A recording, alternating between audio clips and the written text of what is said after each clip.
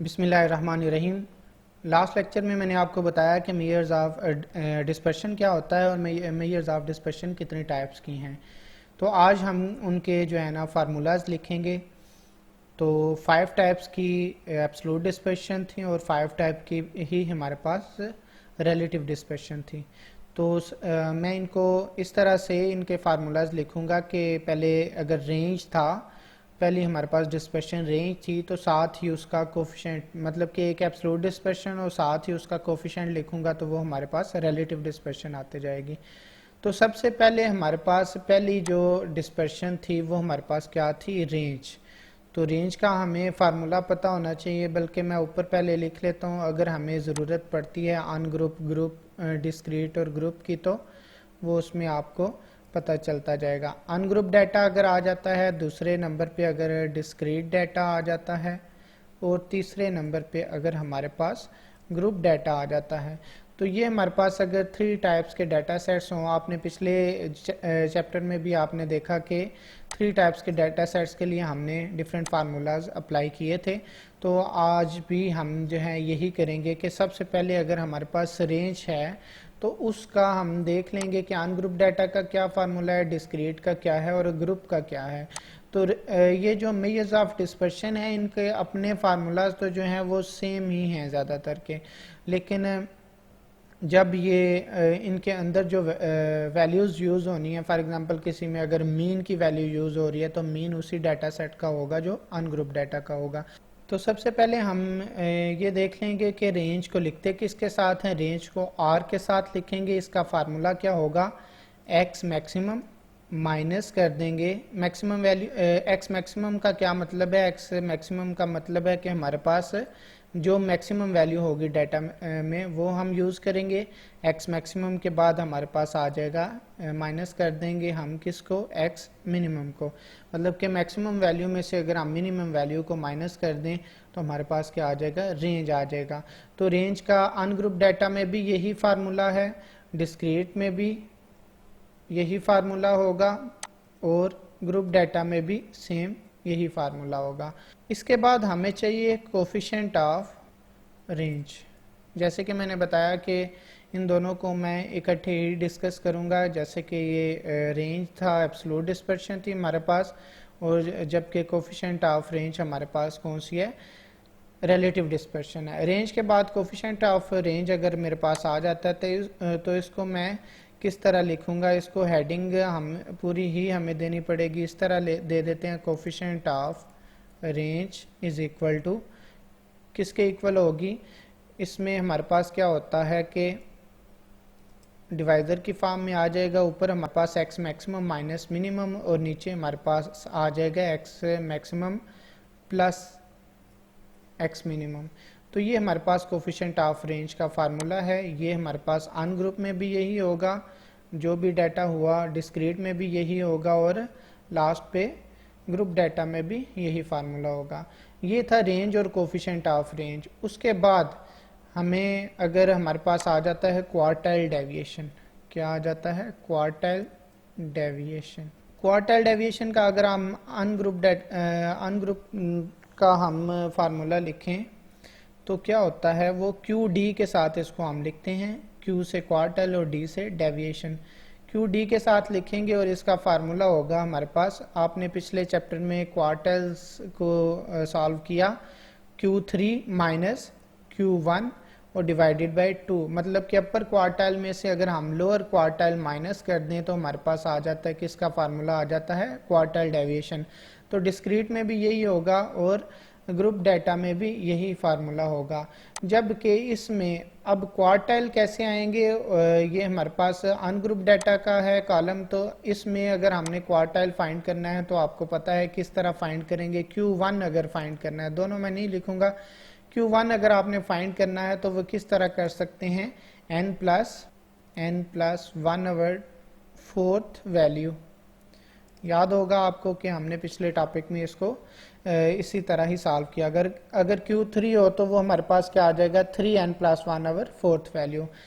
इस तरह अगर हमने इधर फॉर एग्जांपल Q3 फाइंड करना है तो Q3 कैसे फाइंड करेंगे, Q3 इज इक्वल टू तो क्या होता है इसमें कि n की जगह डिस्क्रीट डाटा में हमारे पास क्या आ जाता है, समेशन f आ जाता है। इधर हमारे पास क्या आ जाता है, समेशन f, क्योंकि ये Q3 का फार्मूला है तो ये बाय 3 भी आएगा। तो Q3 is equal to 3 summation f plus 1 over fourth value. इधर मैंने Q1 का लिखा है, इधर Q3 का लिखा है, तो हमें चाहिए इसमें दोनों ही चाहिए होते हैं।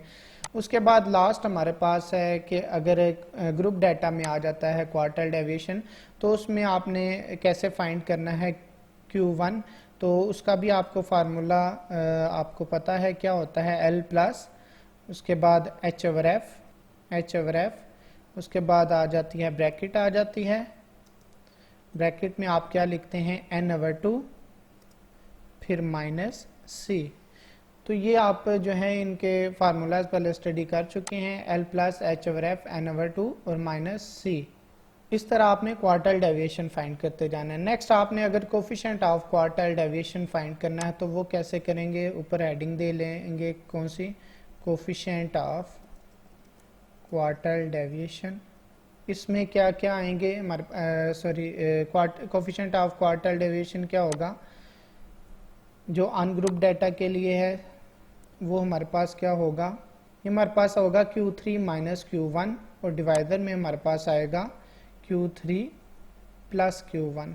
जैसे कि रेंज थी उसी तरह ही इसका भी कोफिशिएंट हमारे पास ऊपर माइनस में वैल्यूज़ आ रही हैं तो नीचे हमारे पास किस में वैल्यूज़ आ गई हैं, प्लस में आ गई हैं। इसी तरह इसमें भी वही होगा, ये सब में तीनों में सेम ही है। मैंने पहले भी बताया ये जो हमारे पास डिस्पर्शन के फार्मूलाज हैं वो तो सेम ही होंगे, लेकिन उनके बैक पे अगर कोई फार्मूला चलता है तो वो हमारे पास वही होगा। जैसे कि Q1 बैक पे था तो Q1 हमारे पास क्या था, जो हमारा अनग्रुप डाटा का फार्मूला था तो वही हमारे पास इधर भी अनग्रुप का वही यूज़ होगा, चेंज नहीं होगा। तो ये क्वार्टर डेविएशन भी हो गया और कोफिशिएंट ऑफ क्वार्टर डेविएशन भी हो गया। उसके बाद था हमारे पास मीन डेविएशन, उसके बाद था मीन डेविएशन। अब मीन डेविएशन हमारे पास कितने टाइप्स का होता है, 3 टाइप्स का होता है। पहला जो हमारे पास मीन डेविएशन होता है वो कौन सा होगा, mean deviation from mean, mean deviation from mean. About भी लिख सकते हैं और फ्रॉम भी लिख सकते हैं। पहला हमारे पास आ गया मीन डेविएशन फ्रॉम मीन। तो इसमें हमारे पास क्या है, अगर अनग्रुप डाटा आता है तो उसका फार्मूला क्या होगा, इसका फार्मूला होगा, इसको MD के साथ लिखते हैं, जैसे क्वार्टर डेविएशन था QD के साथ लिखा। तो आपने नीचे लिखना है सबस्क्रिप्ट में कि x बार, मीन डेविएशन के लिए आपने क्या करना है, x बार लिख लेना है। मीन डेविएशन फ्रॉम मीन है तो हमारे पास क्या आ जाएगा, mean deviation MD x bar is equal to, इसका फार्मूला हमारे पास क्या होगा, ऊपर हमारे पास आ जाएगा समेशन, फिर आ जाएगा मॉडुलस और डिवाइडेड बाय n आएगा, और मॉडुलस के अंदर क्या आएगा, x में से हम माइनस करेंगे, मीन माइनस करते हैं, x में से मीन माइनस करना होता है। तो मीन डेविएशन अबाउट मीन है तो, या मीन डेविएशन फ्रॉम मीन है तो इसको आपने इस तरह पढ़ना है, mean deviation from mean is equal to summation x minus x bar का modulus divided by n। Modulus को कैसे सॉल्व करना है ये भी जब क्वेश्चन करेंगे तभी मैं आपको बताऊंगा। अब इसमें थोड़ा सा फ़र्क आ जाएगा कि मीन डेविएशन अगर अनग्रुप का है तो ये फार्मूला था, अगर डिस्क्रीट का है तो क्या होगा कि समेशन के ये ब्रैकेट मॉडुलस के बाहर हमारे पास f लग जाएगा और नीचे भी डिवाइजर में आपको पता है कि n इज इक्वल टू क्या हो जाता है, डिस्क्रीट डाटा में समेशन f के इक्वल हो जाता है।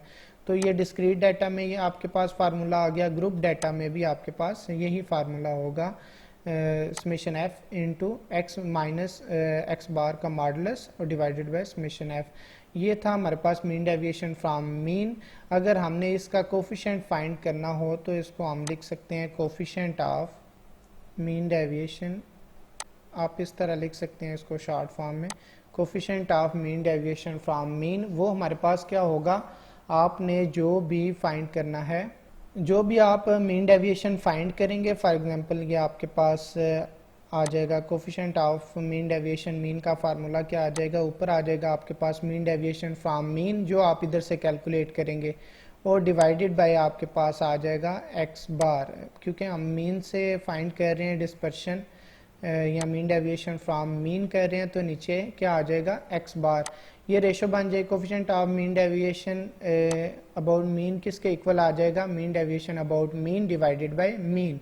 ये सब में यही होगा कि कोफिशिएंट ऑफ मीन डेविएशन किसके इक्वल होगा, mean deviation about mean divided by mean.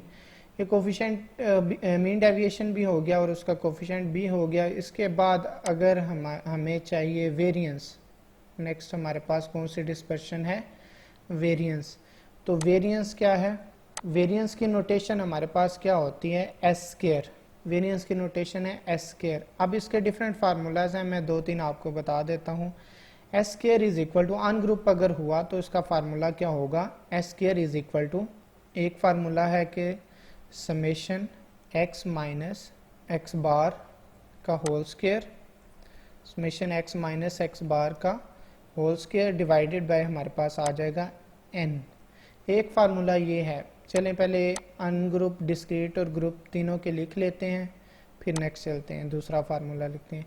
S square is equal to summation, ये आ जाएगा डिस्क्रीट में आ जाएगा, इसमें एफ आ जाएगा और नीचे भी डिवाइजर में भी हमारे पास क्या आ जाएगा, समेशन एफ आ जाएगा, समेशन एफ आ गया। और इसी तरह अगर ग्रुप डाटा हो तो उसमें भी हमारे पास यही फार्मूला होगा। वेरिएंस को लिखते किसके साथ हैं, एस स्क्वायर के साथ। अगर हमारे पास इसका दूसरा फार्मूला है उसको हम अगर यूज़ करना चाहें, जो मर्ज़ी आप जिस तरह का डाटा गिवन हो आप वो यूज़ कर लें। अगर तो फॉर एग्जांपल इसकी वैल्यू पूरे की गिवन है और आपके पास नंबर ऑफ वैल्यूज़ भी हैं तो आप इनको बस डिवाइड करेंगे तो वेरिएंस आ जाएगा। तो आपको फार्मूलाज दोनों ही तीनों जितने मैं बताऊंगा वो सारे पता होने चाहिए, तो आप जिधर भी जो यूज़ करना पड़े वो कर सकें। ताकि अगर तो रा फॉर्म में डाटा गिवन है तो आप फिर कोई जो मर्ज़ी यूज़ कर लें। तो दूसरा फार्मूला इसका क्या होगा, summation x square divided by n, minus कर देंगे किस में से, किसको माइनस करना है, summation x square over n था minus summation x over n का होल स्क्वायर। क्या फार्मूला बन गया, s square is equal to summation x square over n minus summation x over n का होल स्क्वायर। ये आ गया फार्मूला। और अगर हमारे पास ये डिस्क्रीट में आता है तो क्या आ जाएगा, एफ आ जाएगा, summation f x square over summation f आ जाएगा। और इधर भी हमारे पास summation f x over divisor में हमारे पास क्या आ जाएगा, समेशन एफ आ जाएगा। तो सेम इसी तरह ग्रुप डाटा में भी यही फार्मूला होगा। डिस्क्रीट और ग्रुप एक ही तरह का ही सॉल्व करना है। आपको पता है ग्रुप डाटा अगर गिवन हो तो आप उसमें से एक्स फाइंड करके मिडल वैल्यू फाइंड करके तो वो आपके पास डिस्क्रीट डाटा ही बन जाता है। उसके बाद अगर आपके पास डेविएशन की फॉर्म में हो, जैसे आपने अरिथमेटिक मीन किया था तो उसमें एक डी की फॉर्म में आपने फार्मूला लिखा था, तो वो अगर डेविएशन की फॉर्म में वैल्यूज़ गिवन है तो उसको आप क्या करेंगे, क्या फार्मूला होगा, summation s square is equal to summation d square over n minus summation d over n का होल स्क्वायर। तो इसी तरह आपके पास अगर ये डिस्क्रीट डाटा है तो उसमें भी आप एक्स की जगह क्या आ जाएगा, अगर डी की वैल्यूज़ हैं तो डी आप यूज़ करें, summation F D square over, ये इधर भी summation F D over summation F का होल स्क्वायर आ जाएगा। ये डिस्क्रीट डाटा का फार्मूला था। अगर आपके पास ग्रुप डाटा आ जाता है तो उसको भी आपने इसी तरह ही फाइंड करना है। एक और था अरिथमेटिक मीन आपने फाइंड किया था जो कि जिसको हमने नाम दिया था चेंज ऑफ रीजन था डी वाला, और उसके बाद जो था वो चेंज ऑफ स्केल वाला था। उसमें आपने क्या करना होता है, उसमें यू वाला फार्मूला होता है। तो इसमें डी की जगह अगर यू की वैल्यूज़ आ जाती हैं, summation u square over n minus summation u over n का होल स्क्वायर। और इसमें एक और चीज़ आपने क्या करनी है कि ये सारा का सारा किसके साथ मल्टीप्लाई होगा, एच स्क्वायर के साथ। आपको पता है कि इसमें एच भी आता है तो इसलिए ये किसके साथ मल्टीप्लाई होगा, एच स्क्वायर के साथ। ये इस तरह बन जाएगा formula, summation u square over n minus summation u over n का होल स्क्वायर फिर मल्टीप्लाई बाय एच स्क्वायर। इसी तरह अगर डिस्क्रीट में आ जाता है तो आप क्या करेंगे, डिस्क्रीट में भी आपके पास d की जगह u आ जाएगा, इधर भी d की जगह u आ गया, तो ये आपके पास सारा ब्रैकेट में आ जाएगा। और आप बाय मल्टीप्लाई कर दें किसके साथ, h स्क्वायर के साथ, तो ये आपके पास कौन सा फार्मूला बन जाता है, डिस्क्रीट डाटा के लिए। तो हमारे पास ग्रुप डाटा में भी इसका सेम ही फार्मूला होगा। ये वेरिएंस के हमारे पास कितने फार्मूलाज बन गए, अब 4 टाइप्स के फार्मूला बन गए, एक ये, 2, 3 और 4। इसी तरह डिस्क्रीट और ग्रुप में भी यही आ गए। अगर हमें फाइंड करना पड़ जाए coefficient of variation, coefficient of variation, तो उसका क्या फार्मूला होगा, उसको हम लिखते किसके साथ हैं, सी वी के साथ लिखते हैं। C dot v is equal to, इसका होता है कि हम स्टैंडर्ड एविएशन फाइंड कर लेते हैं। स्टैंडर्ड एविएशन क्या है, वो नेक्स्ट हमारे पास जो एवरेज आएगी उसमें मैं आपको बताता हूँ कि स्टैंडर्ड एविएशन फाइंड कर लेते हैं और डिवाइड कर लेते हैं किसके साथ, मीन के साथ डिवाइड कर लेते हैं। Standard aviation divided by mean, और साथ में एक और चीज़ आ जाती है कि मल्टीप्लाई बाय 100। ये हमारे पास कोफिशिएंट ऑफ वेरिएशन का फार्मूला है। अगर आपने अनग्रुप का है तो मीन, और ये मीन भी कैसे फाइंड करना है, आपने अनग्रुप डाटा के साथ फाइंड करना है, और स्टैंडर्ड एविएशन भी आपने अनग्रुप के साथ ही फाइंड करना है। अगर आपके पास डिस्क्रीट डाटा है तो आपने इन फार्मूलाज को यूज़ करके करना है, बाद में सीवी का फार्मूला वही होगा, और लास्ट पे अगर ग्रुप डाटा है तो उसका भी आपने कोफिशिएंट ऑफ वेरिएशन का फार्मूला वही रहेगा, और जबकि स्टैंडर्ड एविएशन और मीन के फार्मूलाज ग्रुप डाटा वाले यूज़ होंगे। लास्ट हमारे पास क्या है, स्टैंडर्ड एविएशन। एक वेरिएंस था, उसके बाद हमारे पास क्या है, स्टैंडर्ड डेविएशन।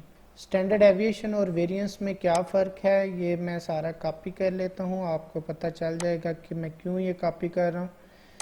इसको स्टैंडर्ड एविएशन को हम लिखते किसके साथ हैं, सी एस डी के साथ। किसके साथ लिखेंगे, एस डी के साथ, या सिंपल एस के साथ लिखेंगे। तो इसका फार्मूला क्या होगा, ये इसका फार्मूला क्या होगा कि इसका अगर वेरिएंस का स्क्वायर रूट करें ना, वेरिएंस का अगर हम स्क्वायर रूट करते हैं तो हमारे पास क्या आ जाएगा, स्टैंडर्ड एविएशन आ जाएगा। वेरिएंस का हमने क्या किया, स्क्वायर रूट कर लिया, तो हमारे पास क्या आ गया, स्टैंडर्ड एविएशन आ गया। इसी तरह सब में कर लें।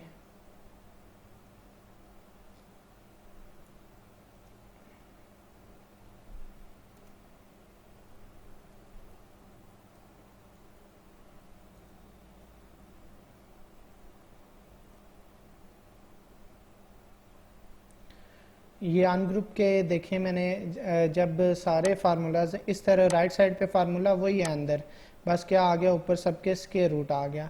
और ये स्क्वायर जो है ना, ये इससे कैंसिल नहीं होगा, क्योंकि ये सम का स्क्वायर कोई नहीं है, ये स्क्वायर सिर्फ किसका है, x माइनस एक्स बार का है, तो इसलिए ये कैंसिल नहीं आपने करना। तो जैसे हर एक फार्मूला वही है जो हमारे पास वेरिएंस का था, सिर्फ क्या हुआ, इस साइड पे नोटेशन चेंज कर दी और इस साइड पे क्या आ गया, स्क्वायर रूट आता गया। तो इसी तरह इस साइड पे भी हमारे पास क्या आएगा, वही कि इस साइड पे एस डी है। ये सारे मैं चेंज कर लेता हूँ, स्टैंडर्ड एविएशन लिख लेता हूँ,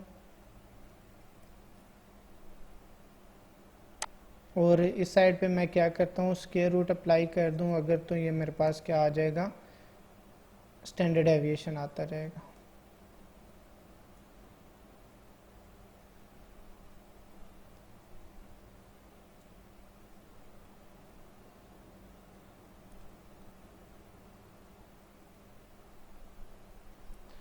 इसी तरह सेम ग्रुप डाटा में भी क्या होगा, ये सारे आ जाएंगे हमारे पास, क्योंकि ग्रुप डाटा और डिस्क्रीट का फार्मूला सेम ही है। तो ये हमारे पास क्या आ गया, स्टैंडर्ड एविएशन आ गए। लास्ट जो हमारे पास रह गया है फार्मूला लिखने वाला, वो क्या रह गया है, कोफिशिएंट ऑफ स्टैंडर्ड एविएशन।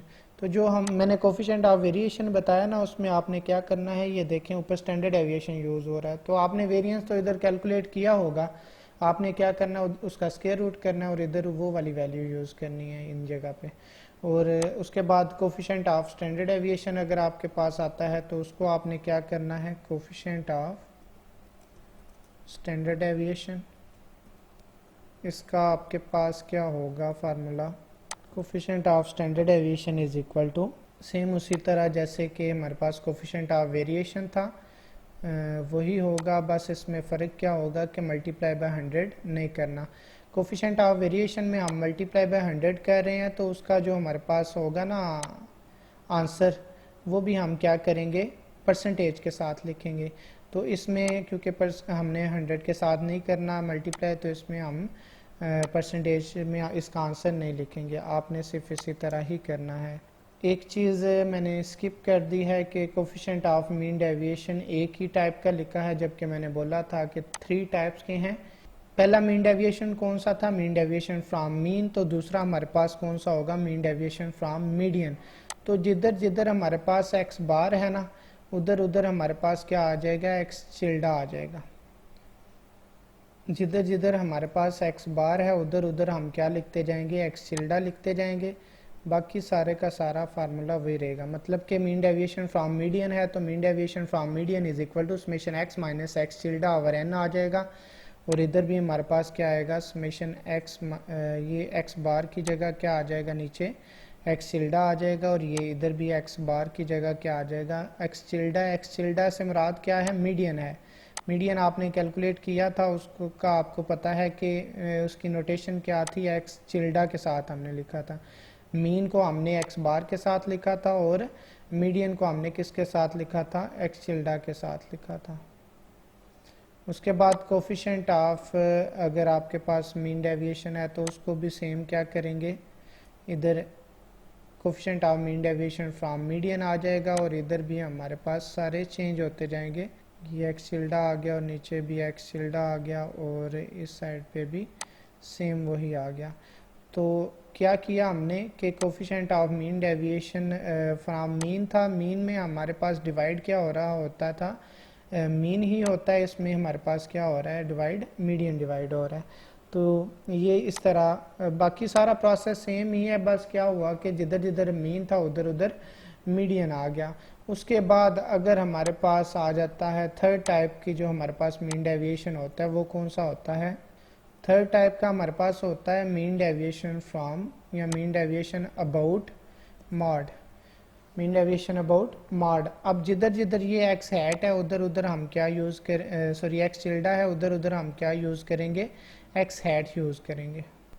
तो देखें मीन डेविएशन अबाउट हमारे पास मॉड आ गया, क्योंकि मॉड के लिए हमारे पास नोटेशन क्या होती है? एक्स हैट होता है। तो mean deviation about mode is equal to होगा summation x minus mode over n आ जाएगा। और इधर भी हमारे पास जिधर जिधर हमने मीडियन किया था अब उधर उधर हमने क्या करना है? मॉड करते जाएंगे। वही बात कि मैंने बताया कि जिधर जिधर मीन था उधर उधर हमने मीडियन, और जिधर जिधर अब मीडियन था उधर उधर हमने अगर मॉड कर लिया तो ये 3 टाइप्स के आपके पास ना मीन डेविएशन होते हैं। तो इसलिए इनके ये फार्मूलाज आ जाएंगे। एक और चीज़ कि आपने जब mean deviation about for example mod calculate करना है, mean deviation about mod calculate करना है, तो इसमें मॉड किस तरह कैलकुलेट करेंगे? जो आपके पास डाटा हुआ अनग्रुप हुआ तो एक्स हैट आपने अनग्रुप वाला इधर यूज़ करना है, या मॉड आपने अनग्रुप वाला। अगर आपके पास डिस्क्रीट डाटा है तो मॉड कौन सा आएगा? डिस्क्रीट डाटा वाला। डिस्क्रीट डाटा में मॉड किस तरह कैलकुलेट करते हैं? मैक्सिमम फ्रीक्वेंसी जिसकी हो वो हमारे पास मॉड होता है। और उसके बाद अगर ग्रुप डाटा में हो तो ग्रुप डाटा में आपको पता है उसका फार्मूला मॉड का क्या होता है? L plus f m minus f one divided by 2 f m minus f one minus f two multiply by h. तो आपने वो सारा करके उसके बाद आपने उसकी वैल्यू इसमें पुट करते जाना है और आपके पास आंसर आते जाना है। तो सबसे पहले हमारे पास क्या था कि रेंज था, फिर हमने कोफिशिएंट ऑफ रेंज फाइंड कर लिया। क्वार्टल डेविएशन था, कोफिशिएंट ऑफ क्वार्टल डेविएशन आ गया। फिर mean deviation. Mean deviation 3 types के थे। Mean deviation from mean, mean deviation from median, mean deviation from mod, या फ्रॉम की जगह अबाउट भी आ सकता है। उसके बाद इनके कोफिशिएंट भी हमने लिखे। उसके बाद वेरिएंस, वेरिएंस के हमने 4 टाइप्स के फार्मूलाज लिखे और साथ कोफिशिएंट ऑफ वेरिएशन भी हमने लिख लिया। और लास्ट हमारे पास क्या था? स्टैंडर्ड डेविएशन था। स्टैंडर्ड डेविएशन भी 4 टाइप्स के हमने फार्मूलाज लिखे और एंड पे हमने उसका कोफिशिएंट का भी फार्मूला लिख लिया। तो ये हमारे पास क्या है कि मेजर्स ऑफ डिस्पर्शन है। इस चैप्टर में हमने इन सब के क्वेश्चन सॉल्व करने हैं। तो अभी इसका जो है वो मूवमेंट से रिलेटेड भी हमारे पास होंगे फार्मूलाज, वो हम पहले ये इतना करके फिर उसके बाद हम मूवमेंट्स पे आएंगे। तो इन फार्मूलाज को आप अच्छी तरह याद कर लें, आप इनको नोट डाउन करें और फिर समझें कि ये किस किस तरह से चेंज हो रहा है हर एक फार्मूला एक दूसरे से। एक फार्मूला अगर आपको याद हो जाता है तो आप देखें कि कितना चेंज आ रहा है एक से दूसरे में, तो वो आपके लिए इजीली आप इसको अंडरस्टैंड कर सकते हैं। तो अपना ख्याल रखिएगा, मिलते हैं नेक्स्ट लेक्चर में। अल्लाह हाफिज़।